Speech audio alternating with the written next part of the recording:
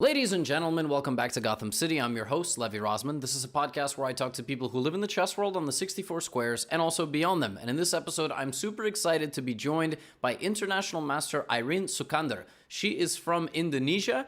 She was a main character in the entire Dewa Kipas fiasco event in early 2021. And she is fully involved in chess as a professional chess player and everything in between, from making courses in Bahasa to being on the developmental committee for Southeast Asia and FIDE. I hope you enjoy our conversation. How long were you in quarantine? This time it was only for 4 nights and 5 days, so it was pretty short compared to the previous quarantines that I had before. I once had like an 8-day quarantine and then 10-day quarantine. This is so far is the shortest. They're just getting shorter because of the rules? Like it's very specifically like 8 days, 10 days, etc. Yeah. The government just modified the rules depending on the number of the cases of the COVID-19 or Omicron these days. If we have like a very high rate, they normally prolong the quarantine. But if the number is quite stable and it's all right, then they will just turn it down. Makes sense. I don't know how it's like over there, but the past 2-3 weeks in New York, it almost feels like COVID never happened. It's as if we've just completely moved on. Yeah, it's the same with Europe too. Like before I went to the UK, how people said in the news, like it's very worrying over there with the number, with all the cases and stuff. But when I was there, it's pretty much everyone was so relaxed, mask, I don't know whether it's mandatory or not, but people are just pretty much relaxed and not wearing them so much in public or anything. Yeah, it feels surreal. I don't actually exactly know why, but sometimes I look at the news, for example, God forbid, but like sometimes you actually read the news. So recently, it's all Russia, Ukraine. That's like dominating my Twitter, and every day some new information. I mean, I just couldn't care less, if I'm being complete. Like I obviously. I want people to live their life. I don't want anybody to die. It's just a matter of like the news goes on these crusades of pumping this information at you for weeks and weeks at a time. And so for a while here, it was, what's the next variant after Omicron? You have to get your Omicron booster. Well, like, what happened? Like, now no one's talking about any COVID anymore. And I feel like people are just like, okay, whatever. No mask. I still put a mask on, like, in the train, or like closed space. But it's been 2 years. It's been a crazy 2 years. Yeah, very crazy, actually. Almost a year ago, and this is probably the best subject to start this podcast on. I knew who you were.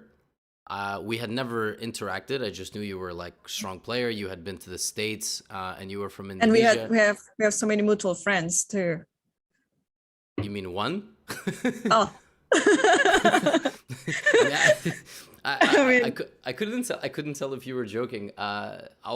We definitely have mutual like acquaintances. I don't know if. I think your friends just maybe like know I exist. I'm not so sure I'm so friendly with them, but definitely Eric Rosen, right? Okay. But you were in Webster for how many years? Technically 2 years, but I finished my courses for 1.5. I was taking my master's there. In what? In international relations. International relations is a subject that like I've seen those words before. But what exactly is international relations? Before we get into the good meaty subject, but what exactly is that? It's pretty much like, you can just change it to be like international politics, let's say. So yeah, it's politics about other countries and so on. But since I was studying in the US, so I was looking from the US perspective, etc. So it's interesting because I was also learning about the system of the cabinet in the US, which is much different to mine. Okay, not very much different, but of course there's many things to learn. Like all this theory or everything, they're very new. It's just the same thing like if you're studying law in your country and then you are trying to also study law in another country, you basically have to start it from the start. Like you can't just continue it because some theory and then some applications, they are not very applicable to one another. Yeah, no, of course. Can you even practice law in two countries? I don't know. If you're certified, I guess. I mean, if you get licensed, I don't know how it works, but I mean, yeah, for sure. If you have time to study in both countries and then have license or whatever you need to do, I think you can. Yeah, it's law is really tricky. I think even in the United States, again, I might be talking complete nonsense, but I'm fairly certain you can be certified to practice law in one state. Like I don't exactly know the process of even practicing in multiple. So it's a whole different thing here because every state here also has different laws, regulations. Like for example, you could theoretically travel state to state to play online poker, like we were briefly discussing. Poker before we went live, but yeah, it's so I could literally drive like 15 minutes and I can gamble on sports, and I drive back to my house and now I can't gamble on sports anymore. I don't know why it's like that, but some things the government, I guess, doesn't really want to get involved in. But is international something in that career? Is that something that you were interested in? Have you always I was always wanting to be a diplomat, actually, since I was very young, because all of these travels for chess, I visited so many countries, and then I visited Indonesian embassies in various countries as well. So I kind of learned and try to understand like what is going on, like how these things work and so on, one relation from one country to another and things like that. It was interesting to me, but I don't know whether I can apply it in the normal life. I mean, I like learning about it, but after I graduated, I pretty much just stuck in chess. Yeah, I was gonna ask you, like, how do you even become a diplomat? I mean, what is the process like? You have to apply probably through Indonesia because it's where you're a citizen, right? And then somehow become. Yeah. Okay. I know how it works. I just have to apply as an employee in the foreign affairs office, and then if your career takes off very well, then one day it takes a few years to be like a diplomat and then to be a real representative of your country in another country. So not that easy. I can imagine. All I know about diplomats is that they get their own license plates. Do you know that? Like, and when for example, here, like in New York, if a car is driving by, it has a license plate. It says New York or New Jersey, but it can also say diplomat. You get like your own license plate. That's pretty cool. Yeah. I've been when I was traveling, I would always contact the local embassy, like Indonesian embassy in the respective country. And since I've been traveling a lot, I know lots of ambassadors sometime. Okay, like for example, a few years ago, I traveled to Moscow and I met one particular ambassador. And then a few years later, he was assigned to be the ambassador in Beijing, China. And I met him again and so on. Or if I went to some other country, I would just ask one ambassador if he knows our ambassador in that particular country, so that it's kind of it's very, there's some family feeling about it, and especially when I'm playing for a tournament and I represent Indonesia, they would be very happy to welcome me. So Indonesian embassies all over the world where I'm visiting, they've been very, very helpful. Wow. Including the US. I actually went to the Indonesian embassy in Washington, D.C. for a few times. There was one time when we celebrated Indonesian Independence Day on August 17, and I was being invited from St. Louis to fly to D.C. just to give a simul for the diplomats who got invited from Indonesian embassy. So not local diplomats, not Indonesian diplomats, but diplomats from other embassies. So it was pretty cool. Wow, that's amazing. That's when did you start realizing that you could make such strong connections in the world of chess? Very early. My father taught me so many things about politics in the early age and connections, networkings, and etc. I was not care much about money or anything, and then I think this is like the very fundamental of politics itself. Like we don't care about money. Power is everything, but through power, in the States we care about money too, but no. Money will come in the end, but at first you have to seize the power, you have to seize the connection. That's all. Yeah. Well, here we also have something called lobbying, which is where you can pay money to get power. So we have some asterisks. You mean bribing? It's called lobbying. We put a fancy term on it, and there's a thin line to it. Yeah. Is it illegal in Indonesia for folks in the government to trade stocks or no?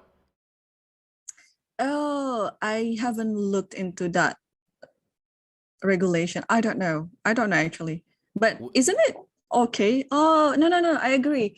Yeah, because then you can, you have some inside influence and so on. Yeah, I was reading about it.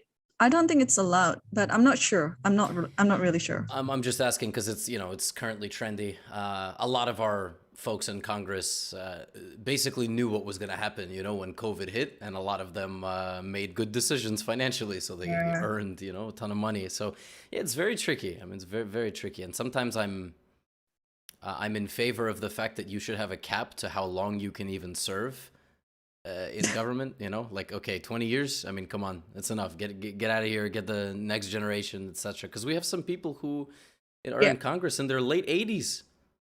Like, go home.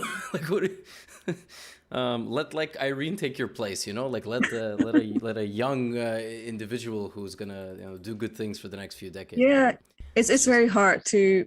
It's deeply rooted in the system. It's very hard to restructure it again.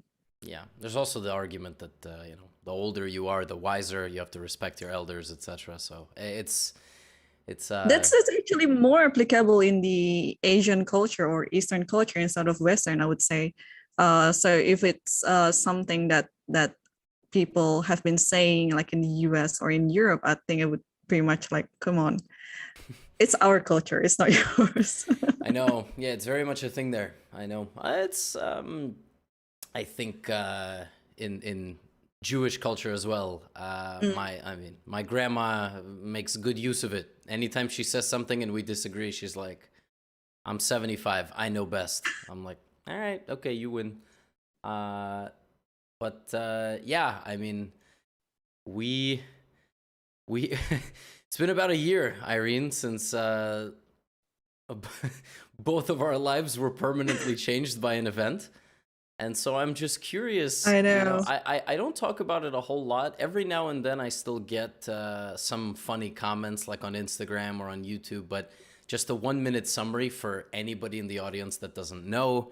About very early March 2021, I played a game of chess on chess.com. I thought my opponent didn't play fair. That person was banned.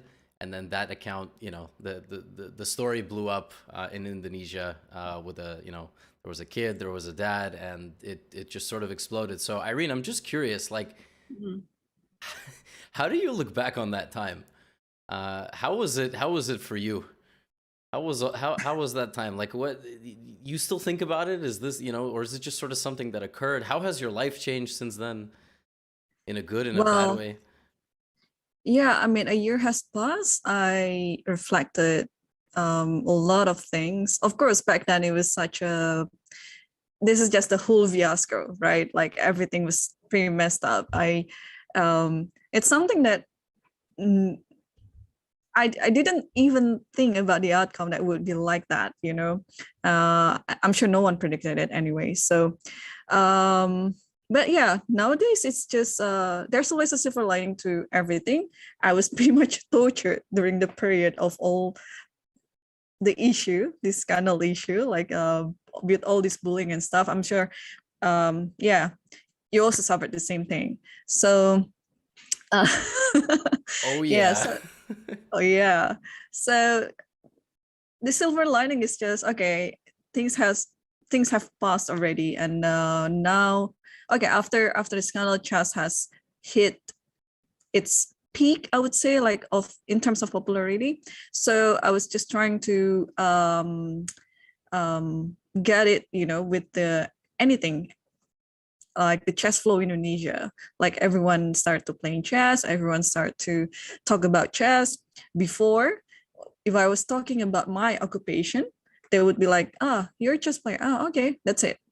But now, if I'm talking about, okay, I'm a chess player, I play chess since I was 7, and so on and so on. Oh, have you watched this, the Queen's Gambit series? How do you relate with Beth Harmon and are chess players like that? So I think in a way, people are more educated about chess and just chess in general and as an occupation, like chess player is a real thing. Before they'll be like, can you actually make money from chess? Well, there are so many ways to make money from chess. I mean, look at you, right, Levy? Very successful streamer. I mean, you don't need to be just a chess player. I mean, chess is just a tool for opening doors of opportunities, I would say. Like there are so many things that we can take from chess. So I think people are more respecting chess nowadays in Indonesia, and I think also in other countries. So I think it's pretty much a positive outcome of what happened. Oh, absolutely. I actually I was under the impression that as time was going on, and again, we're not gonna like take it on a day by day basis. A lot of people do know what happened. Sometimes when I talk about it on stream, people are like, "What happened?" Like I don't know, but it's not that hard to look up, guys. There's many articles if you want to go do a fun deep dive. But looking back, yeah, on a like every day seemed like it was just so stressful and nobody knew the right thing to do. But then there was this final match, and sort of like that was the stamp on the whole fiasco. You got paid. Even he got paid, and so I remember in the fallout, like shortly thereafter, I was watching. You got invited to some news shows. You got some sponsor. I remember there was I forget what it was. Was it coffee? Some sort of like coffee sponsor on Instagram. So it definitely opened up Oh, it's some endorsements. Yeah, it was just some endorsements. Yeah. But Yeah, I mean, it is just one of the outcomes anyway. So, but it's good. They're finally using some chess phase, for products here in Indonesia, because before chess players are not really being looked at, because yeah, chess is not it's not a popular sport. In Indonesia, we have football or soccer. That's our most popular one, and then we have badminton and other sports like racing, let it be like car racing or motor racing. But chess is nowhere in the charts. So I'm just happy how things turn out. It's not only for me, but of course the whole thing have I have given like many positive outcomes for other chess players as well. I don't know, maybe for their businesses, for I don't know, like chess books business or chess sets business, or which actually right after the match in many online platforms like Indonesian Amazon, for example, they're they were being sold out with chess set. Like you can't buy chess set from them anymore because it's totally sold out. So something like that. So it's just some tiny fact that I think it made me happy, like how chess was being appreciated in the end. Well, did you make some effort to kind of become maybe like the chess teacher, like the go-to individual for folks interested in it? Like what were folks looking at? I mean, I'm sure the Google searches and everything were super up in Indonesia for chess. So like how did they learn? Was it just YouTube, or like I know, were you trying to make some content or working with Chess Kid? Yeah.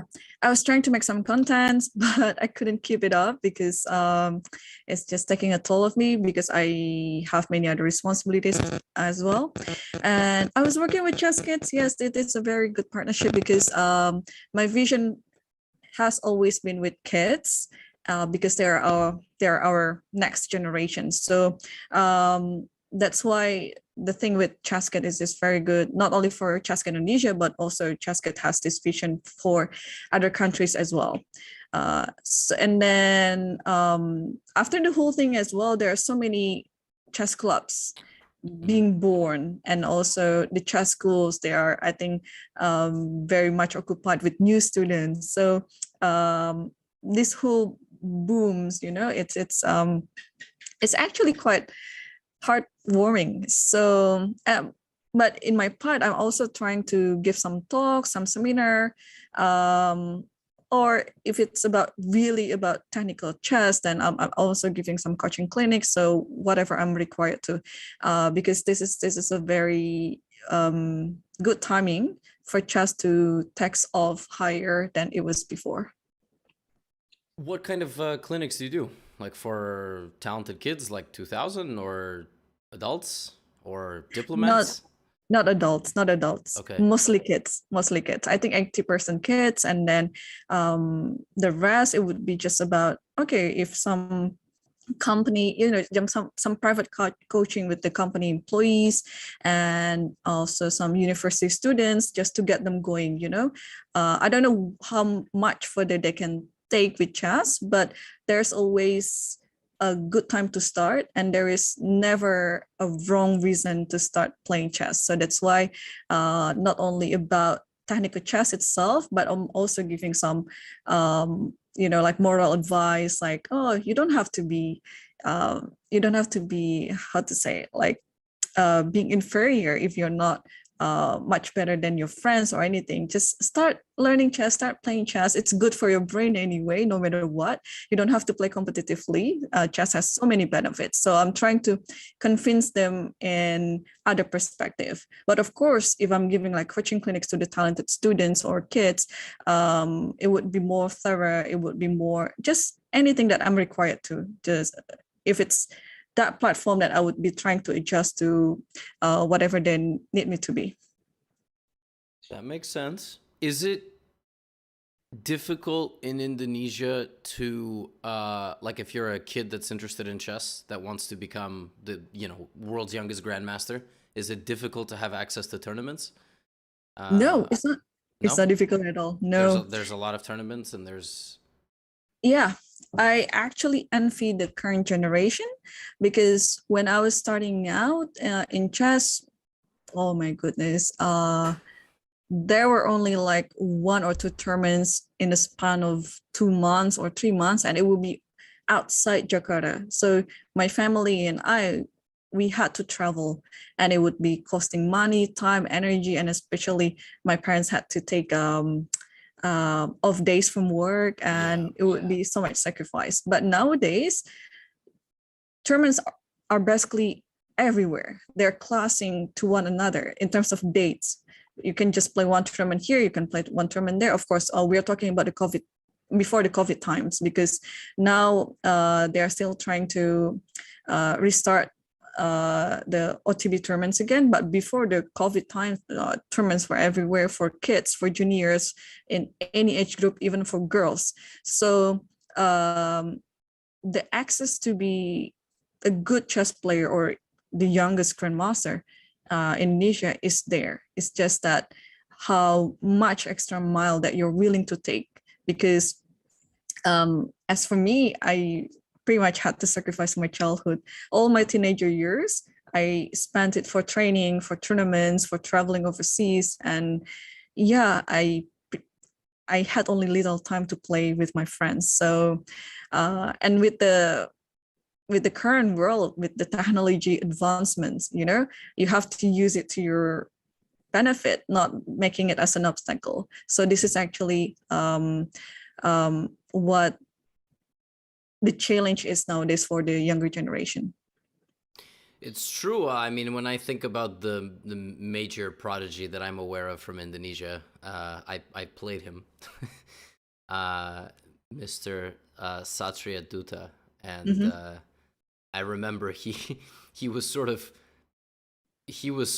used as evidence that I could be beaten, but I was like kind of laughing about it because he was I mean, he's a very talented kid. And I covered one of his matches a bit later. While we were talking, I looked at his FIDE profile. So he's one of these kids who's just going to be a nightmare in the next year or two, because his blitz rating on chess.com the past several years has gone up to 2600, but his FIDE rating is 1700. So this little dude is just going to steal points from people, like he just played a tournament, he beat an IM. I mean, it's a very scary time right now in chess. These young kids, they just stay home. They play on chess.com. They play hundreds of games a day. I mean, when you set them loose on over-the-board tournaments, it's gonna be crazy. Like, I think you and I spoke about this. You didn't play much online, right? You didn't back in the day. You weren't like an online blitzer. No, I was not really an online player. No, I'm trying to discipline myself, but yeah, but I play online tournaments here and then, because, well, there's nothing much you could do in the COVID times anyway. So most of the tournaments, they switch it to online. Even like I play some European Club Cup. I played all this Olympiad. Even Olympiad was online. So in a way, I was trying to adjust myself to this online life. Not that because I liked it, just because I had to. Makes sense. But if you didn't play online back in the day, like how did you practice? You just played over the board? Basically, yes. Wow. Yeah. I traveled a lot. That's why I met lots of friends who could be my sparring partners. But yeah, I mean, I play online. It's not that I'm not playing online at all. I played just for training games. It's not like, I'm having some spare time right now, let's play some blitz and so on. No, I didn't really do that unless I was very bored. Wow. Yeah, I was playing on all sorts of different online servers back in the day, and playing Bullet, Crazy House. I mean, all these different formats. I think that's a very US thing. I think if you were a chess kid growing up in the US, your parents put you in front of a screen if they could, so you would, be quiet. and I think chess kids had the benefit of growing up saying, well, I can use the screen because I'm not using it for something stupid. I'm playing chess. So yeah, we would. But it's the same, like, video games and everything. It's common here to grow up with some sort of video games or chess, or talking trash anonymously on the internet. And yeah, in chess, luckily there's no voice chat, so you can't like curse at your opponent while it's going on. But in video games, there was this component, and I think kids who grew up in the late 90s or even early 90s, they got to experience that. And even to this day, I think because of online chess, I might have played like 600, 500,000 chess games in my life. Hasn't really helped, but well, speaking of hasn't really helped, at least for me. Was your goal always GM? What was your kind of competitive goal? What did you want it to stop at? And were you always kind of gonna play and until a point, or you were going to pursue a career at some point? Yeah, I think it's important to set a goal, right? And I think my goal of being a grandmaster is still pretty objective even to this day. And I had one GM norm already in hand, and when when did you get that? Oh, it was years ago, 2012. Oh my gosh, 10 years ago. Where did you get it? I want the Asian Continental. So it's like being an Asian champion, guaranteed you the GM norm.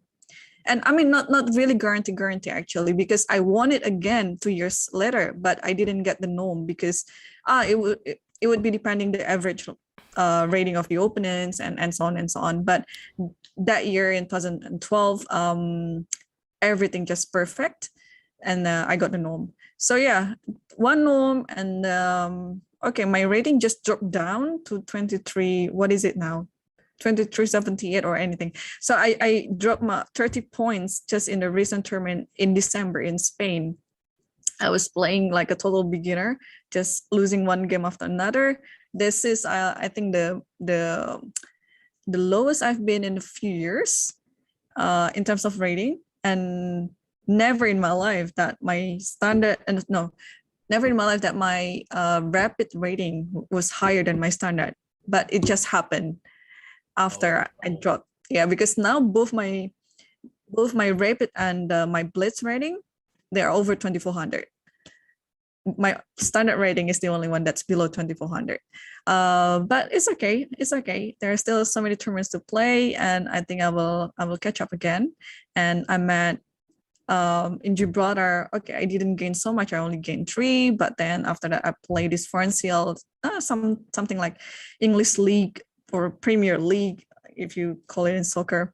And I think I gained about 3 or 4. So it's okay. So far in 2022, I'm gaining.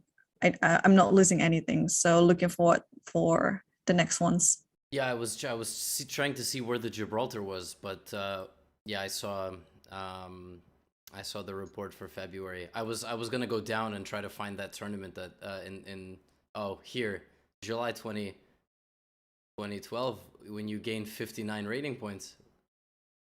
Wow. July 2012. Oh yeah, yes. But it was such a funny story because I remember that tournament, this Asian Continental was in May. And then in April, I played 2 tournaments in Australia where I dropped like almost 60 points there. So it's like, of course, in a span of like 2 weeks after Australia and the Asian Continental, I couldn't believe myself that I would win the tournament, especially after such a horrible performance in Australia. But somehow I made it. So yeah, that was quite memorable. Yeah, I'm looking. Oh my God, you really did not like playing in Australia. Wow. What happened? Oh man. I don't know. Things just happen like that. So since then, I was pretty much used to such a big losses, but also such a big gain. So that's why I'm quite optimistic. Even though I dropped almost like 30 in Spain in December, I'm gonna gain all the ratings back. That's so fascinating. Yeah, Irene, like going back when you were extremely active. Mm-hmm. Here are your rating swings. Plus 61. Couple months later, minus 28. You gain like 11. You lose 36. You gain 20. You lose 25. You gain 25. You lose 60. You gain 60. You gain 15. Then you kind of chill out for a little bit. Then it's like kind of quiet for a little bit. Then it's like a couple of years later, minus 26, minus 24, plus 40, plus 18, plus 21. Oh my God. Yeah. You kind of are like, I feel like this is how I play. Like, for example, when I run hot, I feel like I can crush everybody. Mm. But I mean, now it's like a totally different experience playing over the board because it's not just me anymore. I mean, it's, there's the whole making recaps and everything and holding myself accountable to a large audience. It's very different now. So I don't know if I will ever kind of have consistent good results. But what do you think that's about? It's just for you. Is it playing style? Is it? It's yeah. Obviously, it was my playing style. I mean, I was very much an attacking player, and attacking means you're taking risk. And sometimes it just didn't work. And I always tried to play in stronger tournaments. So I think that's why my rating was, up and down. And I'm trying to always play in stronger tournaments than myself, just trying to learn as much as I can. All I need is stability. Pun intended. Are you extremely organized with all your kind of games, files, everything? Like you play a game, you put it into ChessBase, you analyze it, you remember key moments, you save it in a games database. Next game? Okay. I'm pretty much disciplined because I think I was being taught in the early stage of my career, according to the Russian chess of school. I mean, most of my early foreign trainers, they're all Russians or surroundings, like, or from Georgia or from Ukraine. So they pretty much impacted the way I'm playing, even though I'm attacking, but I'm trying to be more cultured, learning about all these classics and then the principles, and less about abstract thinking, more to like principle, and not only over the board, but also out of the board. Like, this is what I should do when I'm training myself. This is what I should do when I'm keying my games, and to analyze it and so on. There was one moment actually where I don't know whether I can actually mention his name. He's one of the best trainers in the world, and he still advised me to actually write down all the moves in a notebook and then annotate it in the old-fashioned way. I tried to do that in one tournament, but I couldn't keep it until the next one, because it's just so much hard work. Like, you're really writing on a notebook, this is what I'm thinking over the game, and then I think this is what I should do, just writing everything down, not only the moves, but your thoughts as well. But not at the board, right? Like after after the game. So it's like it's very manual, and which I was not used to it. It was a very good advice though. I mean, I think it's just every person, they kind of like work differently. Maybe that was best for him, but maybe it was not very suitable for me. And with my lifestyle that I just want to get everything quickly done, it's not something that I'd like to keep as my lifestyle. So yeah. And then also, I was working when I was in Ukraine for like a month. My trainer kept this pile of yellowish pages of old notebooks, So he was just going through the principle and then the sample. I could say his name actually. I was working with Tukmakov, and then he never brought a computer when he was training me, which I appreciated. I mean, maybe he just didn't transfer everything to the computer, but anyway, he brought this old notebook, and then he was just, okay, let's learn about this principle, let's say whatever, like second weaknesses, and then he would open the sample case of the second weaknesses and then ask me every move, like, what are you thinking, how do you calculate, like from a very basic stuff. I remember this was in June 2010. And then it was as good as I could tell, because in July 2010, I won 2 IM norms. I was 18 that time. It was huge for me. I mean, I got my first 2 IM norms in July, just a month after that. And then in September, I played in the Olympiad in Russia, Khanty-Mansiysk, and I won my final IM norm there. So I think what he taught me just restructured everything that I've known and I've learned before. I think it's good, for you to sometimes unlearn about everything and relearn it again in a better way. And I think this is something that you have to do it like regularly, because even until now, I'm trying to, if I receive new informations about stuff, especially about chess, I was trying to remember what I learned, but I was trying to also empty my mind, like, will this information be related or be beneficial to what I've known before or something like that. So unlearn and relearn. So I'm a big believer in something called chess karma. What is it? Which is, it's kind of what you just described. It's when you put in really good, like, non-bullshit, like, hard work into chess, doesn't matter what, like whether it's daily chess tempo, tactics, exercises. I really like chess tempo for people of our level. I think have you ever tried chess tempo? Not that I can remember, but I might try it after this. Yeah. So chess tempo is like super GMs use it. Vidit uses it. Like you see his name on the leaderboard. It's a very good. It's a good website for, you can either do blitz training, so like quick calculation, like 1 to 3 minute, or the puzzles are just like impossible. They take 20 minutes to solve. But it's a good website. Like I believe that if you put in the work on any phase of the game, it will pay off, even if it's not immediate. So even if you're training with Tukmakov with no computer, only endgames, calculation, in the next tournament, you're going to get some prep on the board and you're going to crush your opponent, even though you didn't, you weren't necessarily working on it back there, because it just sort of feels like when you put in the work in chess, like actually really, really put in the work, not just some vague description of it, it pays off. And rarely it doesn't. Like, sometimes you work your ass off and then your next tournament sucks. And that is rare, but it does happen. So I believe in that sort of chess karma.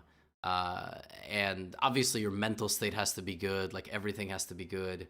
You have to be good at bouncing back from defeat, etc., etc. But I found an appreciation for what you just described, like the no computer stuff, because I feel like back in the day, the folks that had to actually source all the paper material, all the magazines, all the, one guy analyzed the game in a magazine somewhere, you had to find it, you have to bring it, and it's just all in your mind. It's just all in your mind. And I'm like a firm believer in the fact that if that's your approach, you can still get to like 24, 2500, maybe even 2550, 26. At a certain point though, you need that engine, because you need the prep and you need just need the computer back stuff, because kids nowadays are booked up that are 2100. So you need nowadays you cannot live without computer anyway. Even the strongest or the best trainers in the world, they're also are using engines. But what we need to highlight here is the importance of understanding before everything else.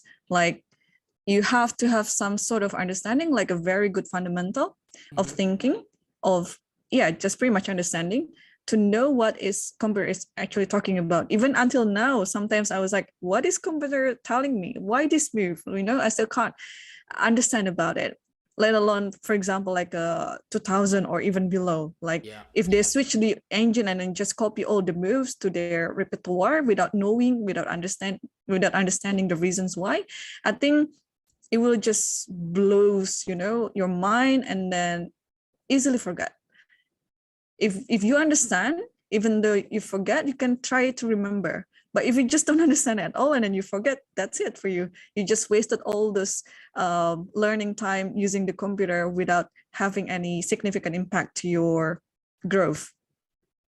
Yeah, the hardest thing that I've discovered, for me, when I analyze the games that I've played, there's usually 3 or 4 critical moments. I go back, I look at Stockfish. I'm either correct sometimes or I'm incorrect, and I find the reason why, etc. But it's never like some sort of crazy breakthrough moment where I go, oh, okay, well, next time I'm just gonna no. I mean, you just have to be better at calculation. That's it. Like you have to have better calculation and decision making, better psychology.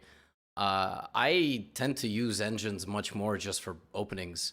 And if I see that like Leela points in a certain direction, I'm like, okay, why?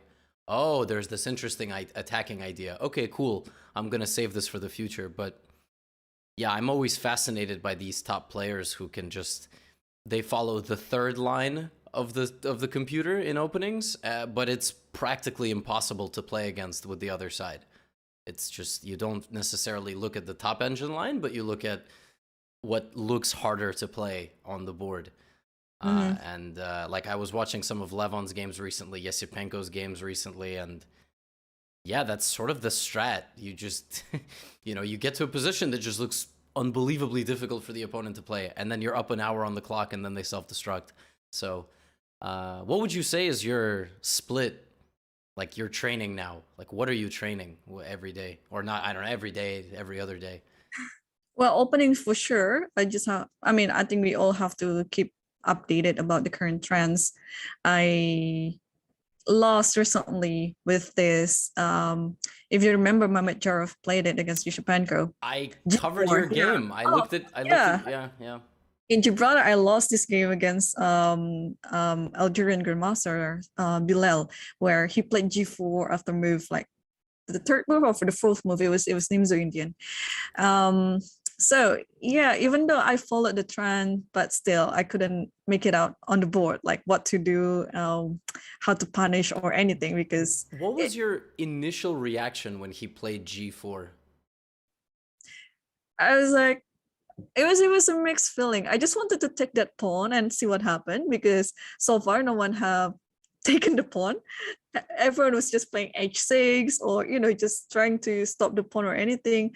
But maybe I was not brave enough, and maybe because I was not prepared against anything with G4. And I'm sure where you're preparing G4, the first thing that you check is what happened if the opponent took it, right? Yeah. So I thought he would be much prepared if I took that line, so that's why I dodged it.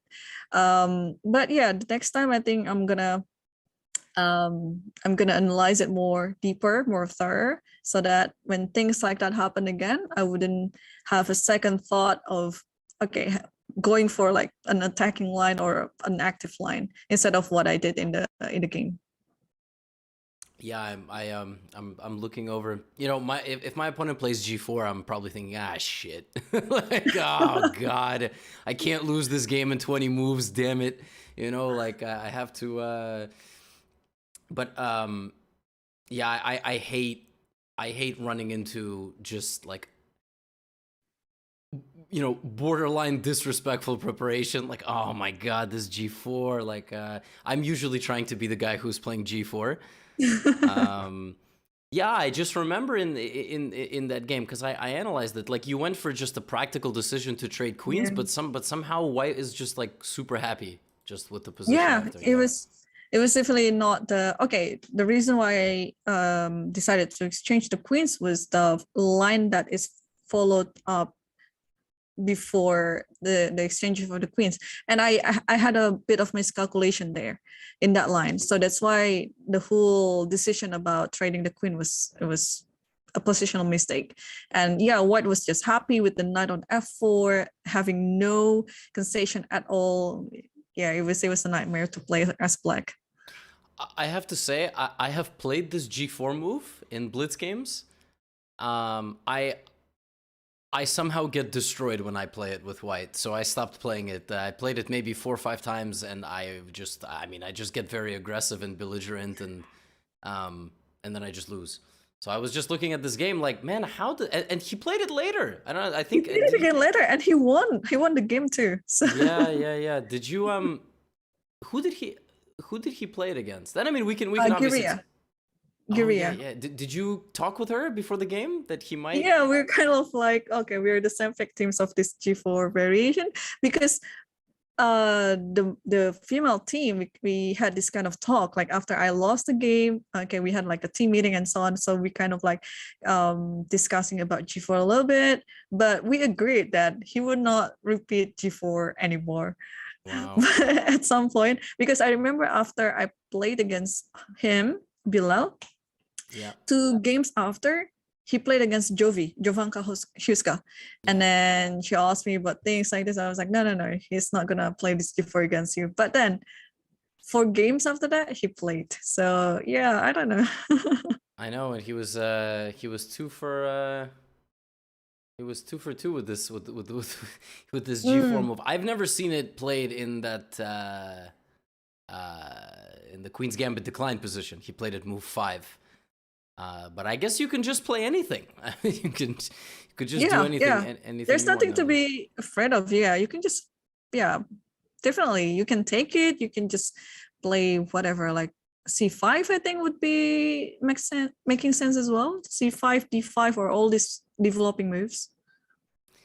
It's wow. I just realized that Olga spent 18 minutes after he played G4. That's what I would do if somebody plays like G4 against me. I'm gonna sit there and just like stare at them like Man, how was your overall experience in Gibraltar? It looked like easily the best tournament conditions ever. I mean, Yeah, in so many aspects. Yes. Tournament wise, I've always loved playing in Gibraltar. That was my fourth time playing in Gibraltar before the demolition of the Caleta Hotel. It's quite heartbreaking to see. In the On the rest day of the event, like after 5 games, we had one rest day.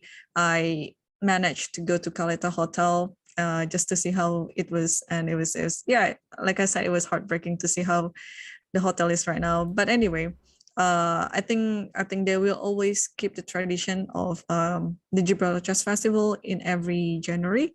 So I hope next year they will, you know, have another tournament, maybe different format. But anyway, Gibraltar is always nice. Also, the weather, I really like the weather. January usually is very cold in any other part of the Western countries, but in Gibraltar it was quite mild. Okay, just the wind in the evening, but overall it's very nice. And tournament atmosphere as well. They always invited the best people in terms of social. So we didn't feel like we were playing a tournament because every game we played, after that we always had like dinner together, or we played some game together without without having this type of rivalry, you know what I mean? Like we're just friendly to one another, but of course during the game, over the board, we always try to give our best. So yeah, overall it was really great. I was I'm not gonna lie, I was super excited after the first 2 rounds. Me too. I was really cheering for the men to get absolutely destroyed. No disrespect to my dudes. I really wanted it to happen, and I was excited that you guys made the comeback because there was a period, I think they won 4 straight or something like that. Yes, exactly. And is that something that you actively think about when you're playing in an event like this? Because on the one hand, it's great conditions. Gibraltar is like one of the best places to play. Do you actively think about the fact that, like, man, if we lose and it's not close, you know, it's going to be a little bit nasty. I mean, obviously 99% of things you hear are going to be positive. But is there ever that thought in your mind? Because trust me, I see all these discussions, even in the smallest places, and it's not great. Like, you know, Alexandra recently finished this tournament. I know that. Yeah. Yeah. So is that something you ever think about, or not? Not really. Is that just sort of? I couldn't. After what happened last March, I couldn't care less about people's opinions on that matter anymore. Right. About girls, about female in chess or whatever. I think also during the tournament, during the event, it was not going to help me at all in achieving what I wanted, in achieving what my team wanted, that is to win the battle. So yeah, I almost never thought, or if people out there on Reddit or on Twitter or anything like discussing about this female's ability in chess or anything. No, I didn't think about it. And also, I think it's worth mentioning that we had a very good team atmosphere. Like Team Pia, having Pia Kremling as the captain, she's such, a very good person. She's always giving like a positive vibe during team meeting or even before, after the game, like always cheering us up, So we kind of like, okay, we had such a great captain. Mm-hmm. And then we just had to give our best during the matches, even though there are no 30-move draw rule or anything. You could see like we're all fighting our lives on the board. So it was amazing, how friendly the tournament was, but how actually fierce everyone was during the event, during the game, of course. Yeah, I had a lot of fun watching the games. I hope other people did as well. It was tough with Tata Steel because if I making recaps, it's like impossible to upload 2 YouTube videos a day, even though I used to do it. But it's not great for your health. But no, I was cheering. And actually, one question. Obviously, you and Eric were paired in the final round. You guys, Yeah. you both were like trying to beat each other. From his opening choice, probably he wasn't trying to beat me. I mean, you wouldn't play 4 knights. I mean, there's nothing much black could do, in such a game. It was all white's decision to direct where the game would go. But yeah, I was trying to because another team situation before the game against Eric, I was paired against this Hungarian international master, Sonka Balázs, where in a very pretty much equal position, I was white. He offered me a draw, but because of the team situation, I refused the draw and I decided to play on, but then I didn't play as well as I was before, and I ended up losing the game. But yeah, when you're asking whether are we trying to beat each other, well, in my part, I was trying to beat him, but it was very hard if you're playing black. And also, I didn't expect that he would play e4. He never played e4. In the tournament, or you mean like not in this tournament? We played like lots of sparring games together, and I mean, we know each other's repertoire. He would never play e4 against me, but that time he did, maybe because I was into e5. I mean, I played Sicilian as well, but he knew that I was preparing e5, and I played e5 the whole games whenever my opponent played e4 in that tournament. So it's kind of like predicted that I would go for this line, and then yeah, I mean, it was also clever of him to choose this line because again, team situation is not really forcing him to win anyway. Draw is enough. So yeah, that's what happened. I do recall it was a 4 knights, and if you're trying to win with white, I just don't know if 4 knights is the way to go. Yeah, and also for black, you couldn't do anything, right? In 4 knights, it's yeah, I think 80% or more of the games starting out with this opening, they ended with draw. There's one grandmaster who's from New York, originally from Uzbekistan, Zhurebek. He's quite strong. He's like I said, he's based in New York now. I've played him a few times. Actually, recently in the tournament, I played him as well. And he plays 4 knights Scotch with white, like only. And I just don't get it. Like, he plays it every game. He's just got a very consistent repertoire, and I guess his motto is, I'll play an endgame, and maybe I'll win, and if not, then I'll make a draw. And I just don't know. I look at his repertoire sometimes, I'm like, dude, how are you not depressed? Like, if I played like this every game, I just don't, like, for me, I need to mix it up. D4, C4. Yeah, I don't play E4 because I'm not intelligent enough to learn the different Spanishes and Sicilians, and I just can't do it.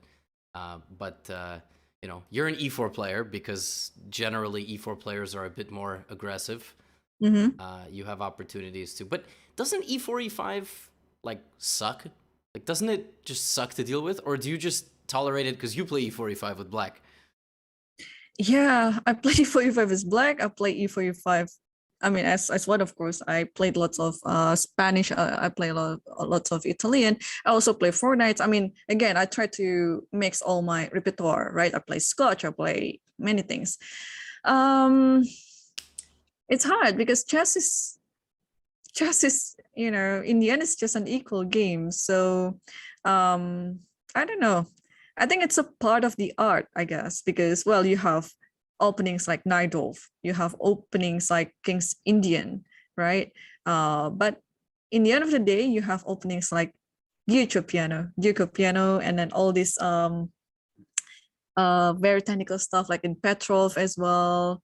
Sometimes you win, sometimes you just make a draw easily, but against stronger players, sometimes they play Petrov against you just to test whether your end game or your transition from middle game to the end game is good enough to understand the whole thing.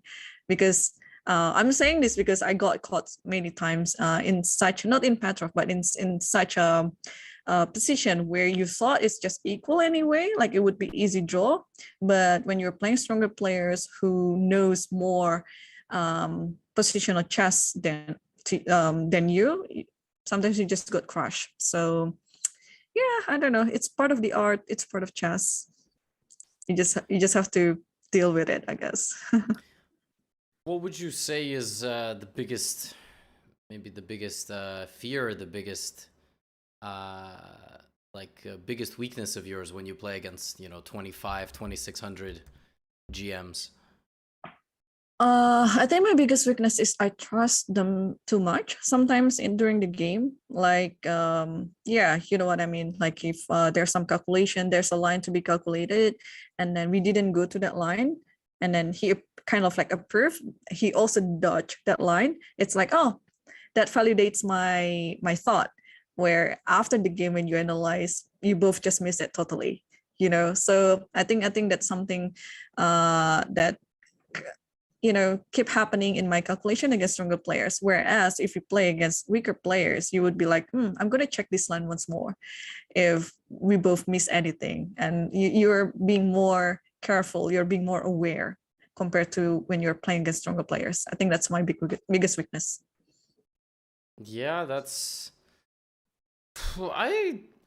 I'm trying to think. I don't exactly know what...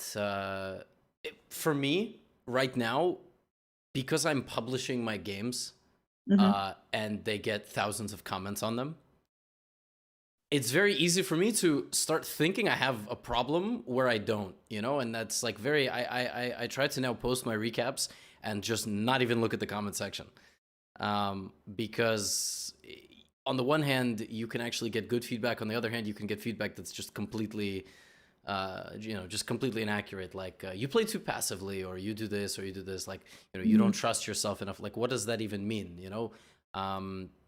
So it's tricky. I would say that yeah, I definitely agree with you. I think most people who are 2400, even though we sort of slipped down a little bit, but we're just going to call ourselves 2400. Most people who are 2400 IMs, that's sort of our issue. We play for some strong player and we kind of go, I'm not so sure about doing that, maybe I'm going for a little bit too much, or they didn't play into this, so they're letting me maybe go into this variation because maybe they see something I don't, or and then you have doubt, right? You have doubt of yourself. I think that's pretty much what they can be impacted in our thinking. Yeah. Yeah, I don't know how to get rid of it. The funny thing is, we are aware of our weakness, right? And we're trying to get rid of it. But in the game, it's very hard. Even though we're aware of it, it's very hard to get rid of this type of thinking. Like, you just sort of going by default. Yeah. And then for me, if I have this moment in the game where I'm like, okay, like, you worked hard for this, you have to... here's your like I've had these moments over the past few months. I'll be playing the game and I go, okay, every time you tell yourself about your weakness or this or that, right here's your moment, like right now, improve. And then I'm just sitting there and I just can't, like I don't know, I just make a decision and it turns out to be the wrong one again, and then I get super frustrated. I go back, I'm like, God, it's so stupid, why did I... For me also, it's I think when I'm playing against a strong player and they play very fast, it's very annoying for me. I'm really worried about screwing the position up. It's very hard for me to understand that even if I make an inaccuracy right now on move 15, the game's not over. Like, maybe on move 22, they give me back the advantage, or they give me back equality. This happened in my game recently again. Like, I played this Hungarian grandmaster, Gabor, and I was telling myself the entire game to speed up because I knew move 30, move 40, he would not find a way through and I would have no time. And that's exactly what happened. Like, I gave him a couple chances to be +1. He missed it. And the position's equality again on move whatever in the 30s, but I have 2 minutes and he has 40. Yeah. So I wrote my own story to die, and I died the same, and I died that way. And it's I don't know if you've ever experienced something like that. Like, I don't know if you play slow or play fast, but it sucks. And then you're like, what? I knew what was going to happen. Why did I let it happen? No, of course. I mean, I played chess for like 20 years, and I've pretty much experienced all sort of things, being too slow, being too fast, or being somewhere in between and still lost anyway. So yeah, I totally can relate. Yeah. What's your current strategy? Are you playing too fast? Are you playing too slow? I'm trying to be I'm trying to be prepared in the openings as well as I can be. So I don't use too much time in the openings, and then just use all my times in the middle game and end game if necessary. Because you always have to um highlight your strength, and I think my strength is when it comes about attacking chess, opening position, and that I have to calculate. So before I reach to that point, and it will require lots of time, I will have to save time beforehand. So I think that's my current strategy. But sometimes it's hard when you're playing against like much stronger opponents, and they're just they know all the openings like the back of their hands, and you're still taking your time in the opening, like trying to make sure that you don't do anything that's idiot, and then trying to make sure that anything that's that idiot. this is not going to be that's my fear. Trying to make sure that and my biggest worry is that if I stumble upon a miniature game as the losing part. So that was my biggest fear is losing fast like a complete moron. And over the board in blitz, it doesn't matter. Okay, forget it, next game. But that's what I was saying. If I got G4 played against me, I would be like, God damn it, no. Like I have to really, really try hard and not do something stupid. So that's one thing about G4, because it's a gambit, right? And so that's why I think this is my trick, where I can also share it to your viewers, that before a game or before a tournament, practically, I would check with my coach or whoever I was working with all the gambits that might happen. Like King's Gambit, Avon's Gambit, wait, what now? Starboard Gambit, let's say. How's your King's Gambit repertoire with black? Is it good? Oh my goodness, it's so bad. If you would look at my game against Gariev Timur, I think it happened in Singapore a few years ago. I can't remember exactly the year. I think it was 2018. It was totally horrible. I could already resign on move 8 or 10, but then I played on until he finally, I think at some point I was like minus 50. I think.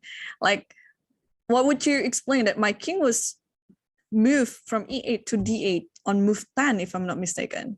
Wow. So yeah, I was ready to just resign at any point. But I just played on, and he finally blundered one thing after another, and I won the game. That was the most, I don't know, it doesn't make sense at all if you put it that way. Oh, I remember this game. I remember. Yes. I remember. Which year was it? 2000. It was 2018 in Singapore. 18. So I was right. Yeah. This was some GM Norm event, right? Yeah, it was some GM Norm event in Singapore. Yeah. After the game, I was just laughing at myself, like I didn't believe what I was doing, and of course, I didn't believe what my opponent did, because at his level, it's Like that game was a perfect example of never resign. Yeah, exactly. And I had a few moments like that where I was okay, that part I was in the winning part, but also the never resign moment was also employed by my opponents in the past, where in the end I just lost in the winning position. So yeah,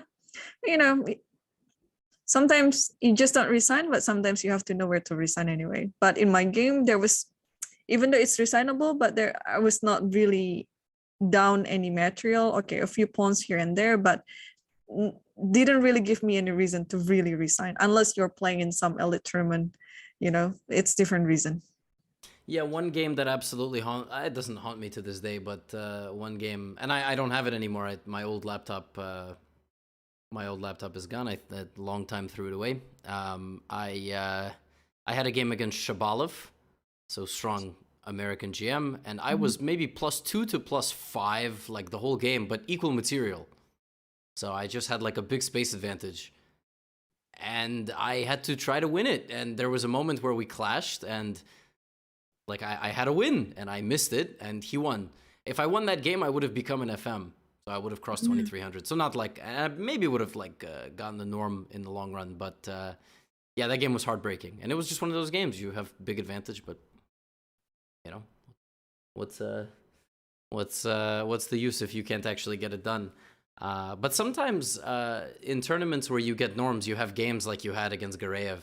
You need a little luck, and it just happens. Like you can't win only deserved games your whole life. Sometimes you just stick around long enough, and your opponent does something absurd, and you win. So I don't know if I've had. It's actually funny. I think most times that I've beaten GMs, I was like pressuring for a while, and we had some complex game. In general, when I'm losing against GMs, I just lose. There's no fighting back. Like I try my best, but they just beat me. I think when I'm done with a game, I'm mentally kind of done, which is probably bad. I should probably get better at that, but that's not so easy to do. Yeah, I mean, chess is, psychologically exhausting. Sometimes, at some tournament, when I know that I was performing badly, I would say, okay, I'll just play for fun for the rest of the event. But no, you cannot play chess for fun. Like when you get to know your pairing, your mind was already thinking that, okay, what to do against this person, what to play against this person, and you kind of like start preparing. You come back to your old routine of behaving like a professional, and then during the game, even though you wanted to do it for fun, you can't. Every move bears responsibility, and you will take your time. So in the end, the rest of the event would be just another proper time, proper games for you, not for fun. So yeah, chess is like that. I totally agree. I've had bad results, and I'm like, okay, you know what? Screw this. I'm not preparing anymore. I'm just gonna go to my game. And then the pairing comes, and I don't know any openings. I have to go learn some line. I have to study my opponent's chess.com games. Nowadays you can reverse find people's online accounts. I'm sure you've realized. We should keep it a secret, but you can be like, oh wow, they played some Title Tuesday, blah blah blah. So you can look at their games, and then you show up, and I mean you're preparing the whole time. It's not possible to just play for fun. I envy GMs.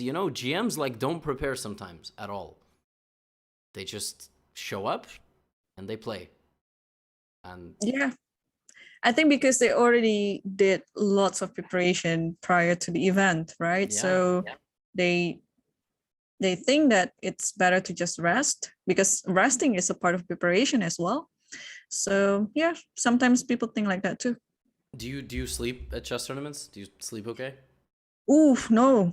I always have hard time sleeping during chess tournaments. I mean, if the tournament is going well, maybe I will have a better chance at sleeping better.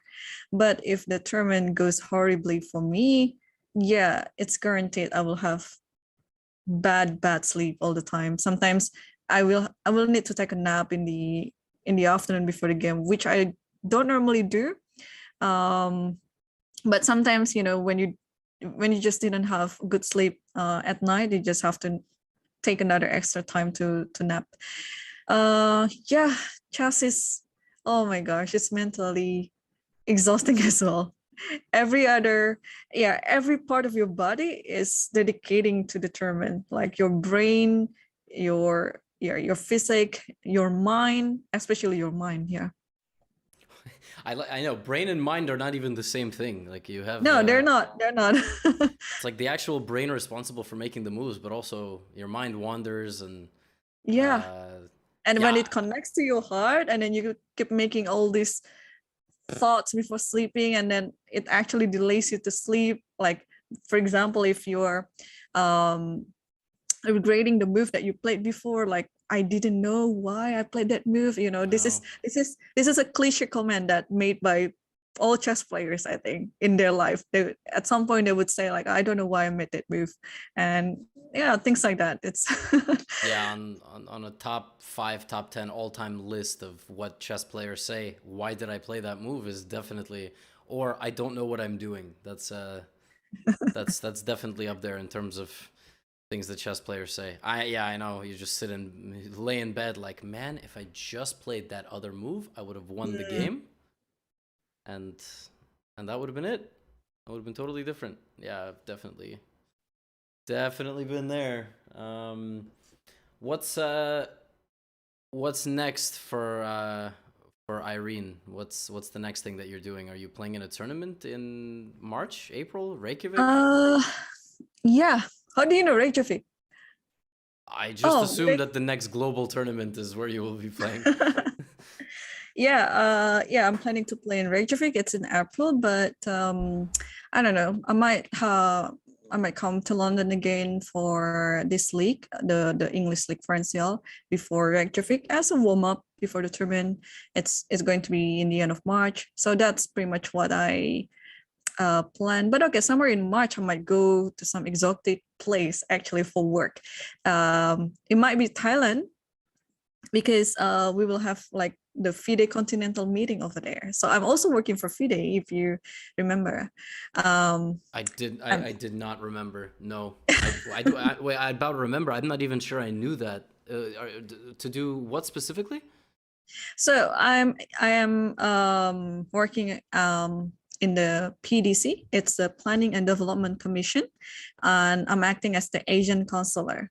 So what I'm pretty much doing is if there are federations or countries that need help from FIDE in terms of funding, Asian federations, they would send a proposal to me and I would review it. And if it's all okay, I would forward it to my superior so they can get the funding. But if not, then I would discuss with them how to modify it, what's best and so on. So that's what I'm doing. So pretty much helping people. So I mean, it's a good one. Also,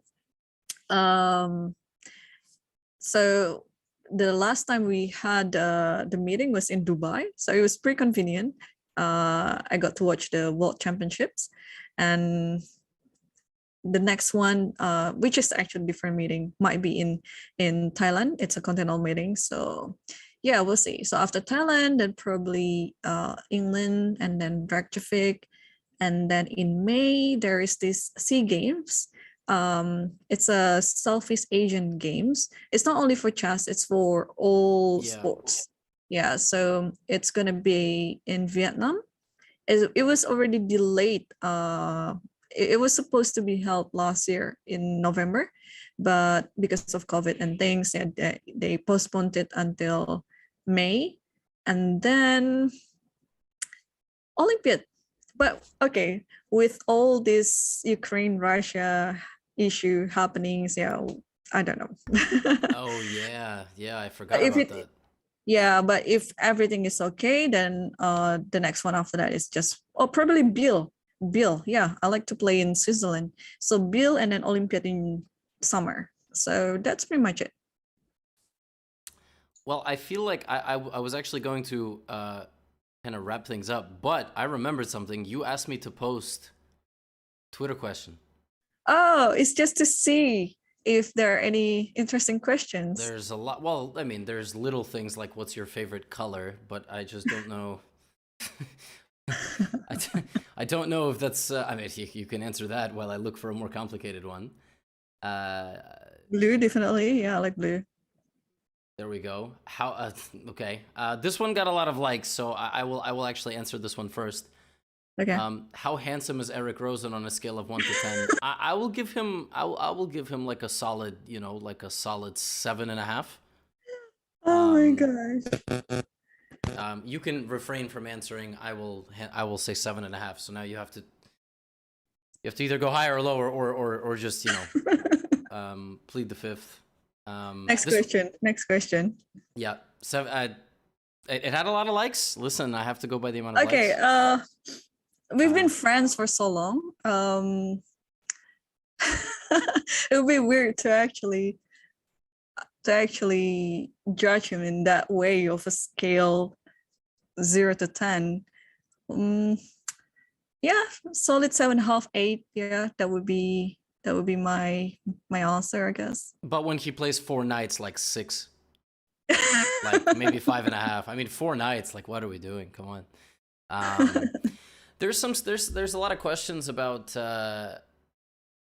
We talked to obviously Indonesia early on, but yeah, one thing that absolutely fascinated me when we were going through that whole thing last year was like Indonesia is the 4th largest country on Earth. That is crazy. Like, yeah. So I think people are just sort of wondering, like, what is the Indonesian chess potential, especially if influencers can get involved. Like, is there hope for an Indonesian Bog Champs, an Indonesian big chess event with like streamers, YouTubers? Is that something that could happen? Yeah, possibly. I mean, anything can happen here in Indonesia as long as the hype brings it, like we receive pretty much everything. Like I was looking at the economical market in Indonesia, like we pretty much receive everything that's been sending to us, like electronical stuff, cars and things like that. And it's just easier to also receive things like this, like whatever that is on the trend right now, like for example, chess. Yeah, things like Indonesian PogChamps or things like that, absolutely possible. I mean, just look at the quantity of the people itself. Like we are a huge country. Okay, I think the US is in the 3rd, right? So Indonesia just comes after. And I think what we are still trying to get is whatever it is in Indonesian language. So that's why I'm trying to make contents in Bahasa, because everything else, chess-wise, the contents, they are just pretty much in English. Yeah.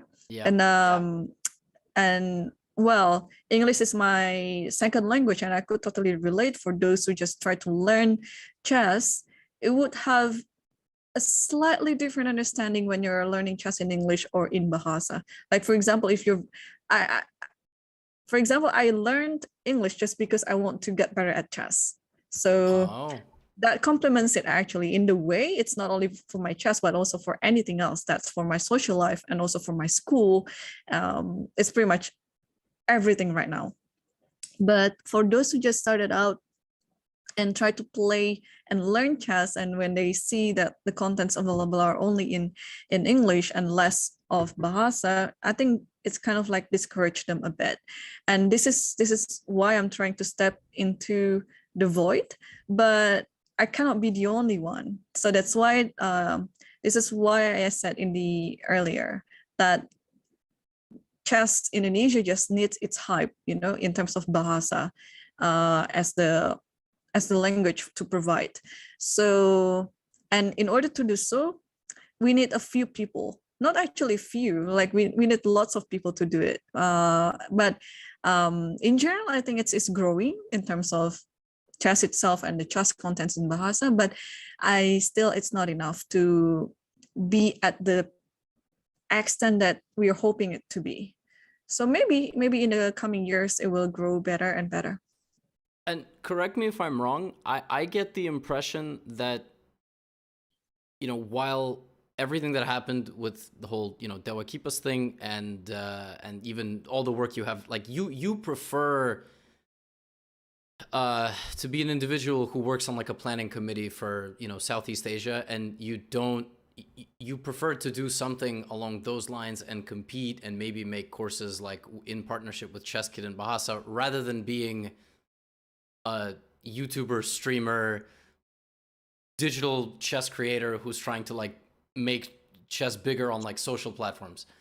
That seems to be the vibe that I get. Like, unless I'm wrong, like you prefer to do things like those check marks and check boxes, whereas leave the tons of beginner videos and the guess the elo and the selling parts of your soul to like me or Eric, but he does it a little bit less than me.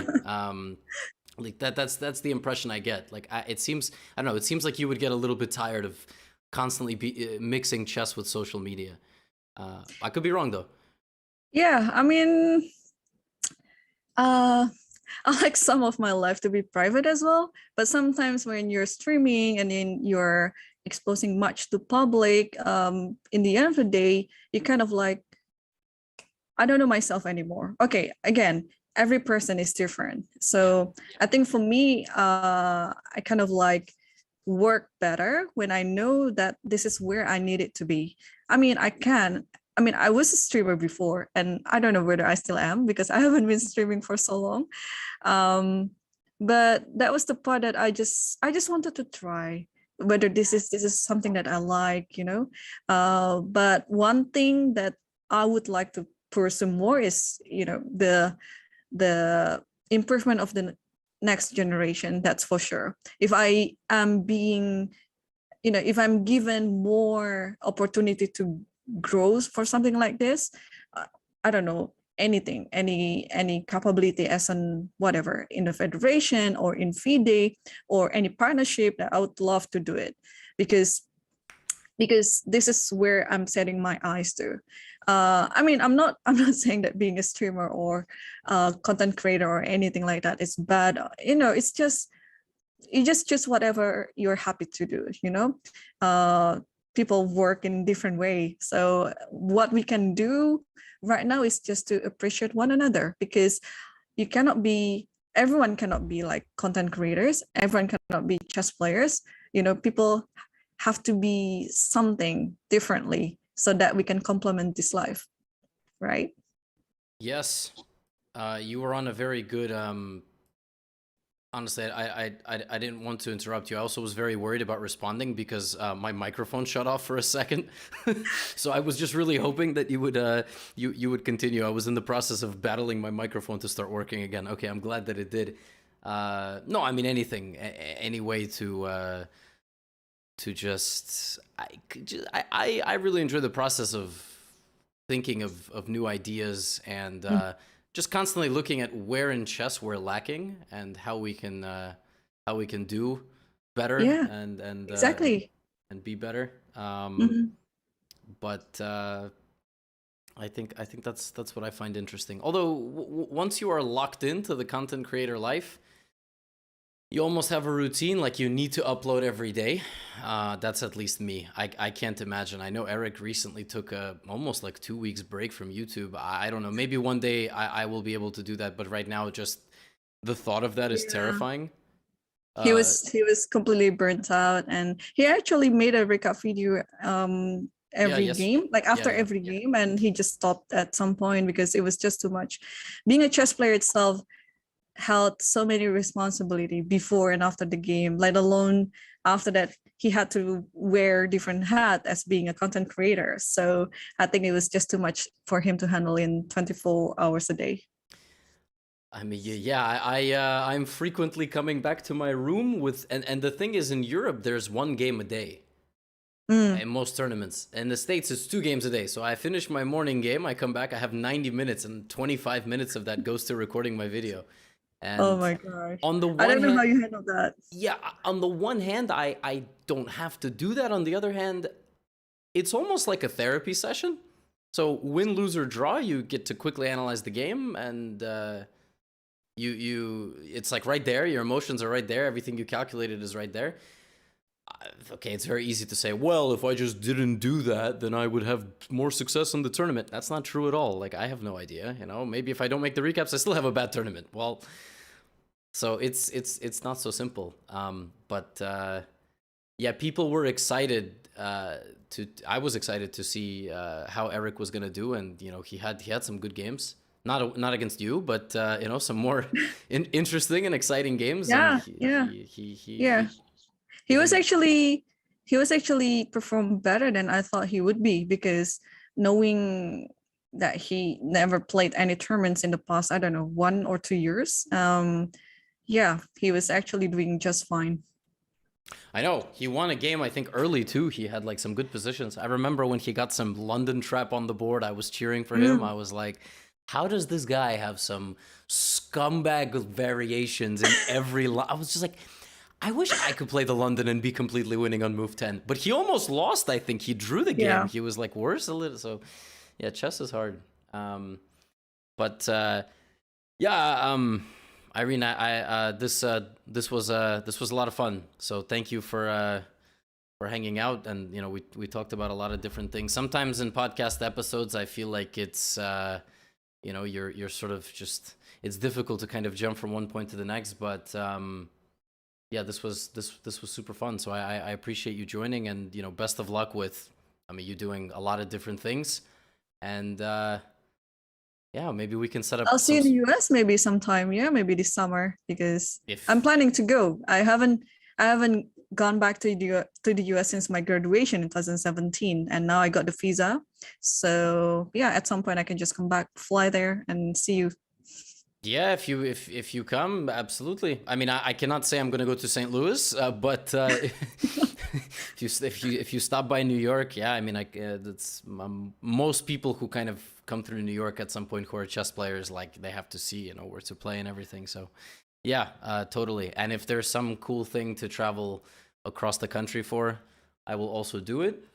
So yeah, more than happy to welcome you here. Maybe I will play in a tournament in Europe at some point this year, but pretty unlikely. It's probably more like 2023, 2024.